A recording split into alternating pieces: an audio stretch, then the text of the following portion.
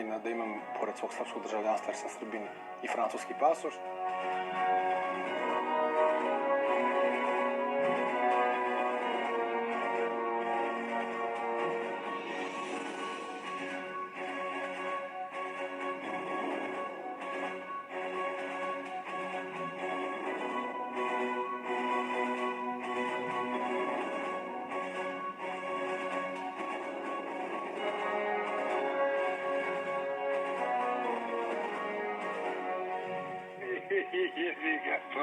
Jeba smo majku Srbiji i Crnoj Gori.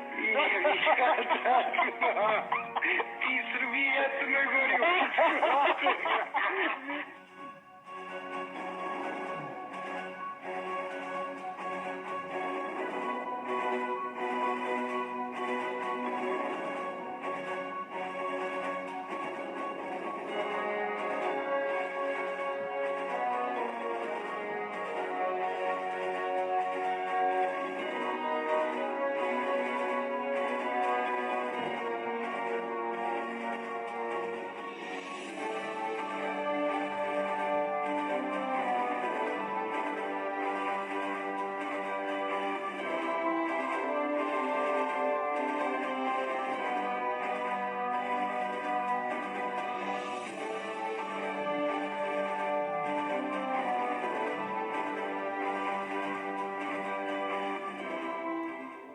Neću potpisati i prihvatiti ni formalno, ni neformalno priznanje Kosova, ni ulazak Kosova u Ujedinjene nacije.